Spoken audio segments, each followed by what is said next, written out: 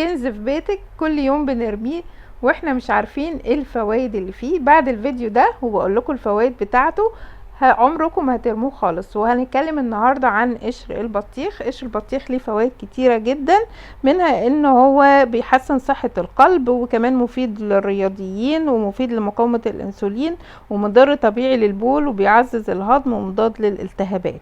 نيجي بقى للطريقة اللي احنا هنعمله بيها، وتبقى تنفع بقى كمان للولاد ولينا ككبار وصغيرين نستخدمه في الحلويات او في الكيكات. يلا نشوف مع بعض الطريقة، بس ما تنسوش الاشتراك في القناة واللايك والشير لو عجبكم الفيديو. اول حاجة هجيب قشر البطيخ وهقشره الجزء اللي هو الاخضر ده، وهشيل برضو لو في بواقي من الحتت الحمراء.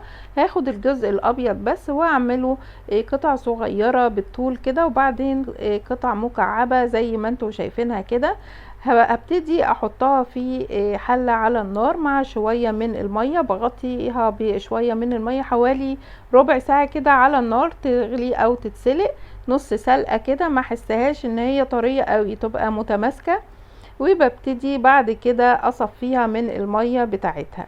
في الوقت ده لازم اقيس قد ايه المقدار. لو انت عندك المج بتاعك اللي هو العادي، انا كان طلعوا معايا حوالي مجين او 3 مجات ونص من البطيخ او قشر البطيخ المسلوق، بعد يعني بعايره بعد السلق. بحط عليهم كوبايتين من السكر، وحوالي 3 معالق كبار من عسل النحل، وعصرة نص ليمونة، وبرفعهم على النار يغلوا لمدة ربع ساعة. مش عايزة اكتر من كده. عايزة اقول لكم كمان ان هي مش هتاخد كل السكر ده، يعني كمية السكر ده هو مش هيتشربها، هو مجرد بس هو هيغلي شوية في السكر لمدة ربع ساعة. بعد كده بنصفيه من العصير او السكر السيرب ده، يا دوبك بس يسكره كده بس شوية.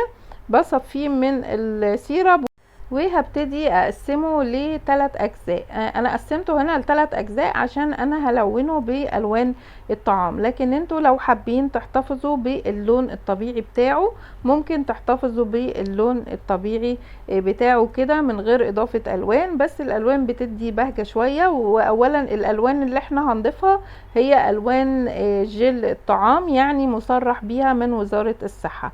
انا قسمت هنا الكمية بتاعتي على 3 اجزاء عشان هلونهم باللون الاخضر واللون الاحمر واللون الاصفر. ممكن اللون الاصفر نحتفظ باللون بتاع البطيخ العادي كده، هو لونه مصفر كده شوية بعد ما بيتسلق. حطيت عندي هنا حوالي نقطة واحدة بس من الجل، يعني يدوبك نقطة واحدة على الجزء اللي انا حطيته.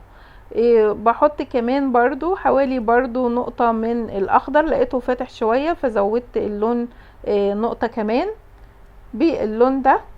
وكمان الاصفر ممكن احتفظت باللون، او تحطي مثلا لو عندك لون اصفر ممكن نحط اللون الاصفر. هبتدي بقى افردهم على طبق يكون واسع علشان ينشفوا. ممكن ياخد له يوم او يومين لغاية ما ينشف، بس احنا نقلبهم. ممكن نحطهم قدام المروحة لغاية ما ينشف عندي خالص. عايزة اقول لكم بقى جميل، طعمه كمان حلو، السكر بتاعه مش جامد قوي. ممكن بقى نستخدمه في حاجات كتيرة. ممكن نستخدمه الولاد ياكلوه كده لوحده، وممكن نحطه مثلا في كيكات، ممكن نحطه على الايس كريم، حاجات كتيرة ممكن نستخدمه فيها. لو عجبكم بقى الفيديو متنسوش الاشتراك في القناة واللايك والشير. باي باي.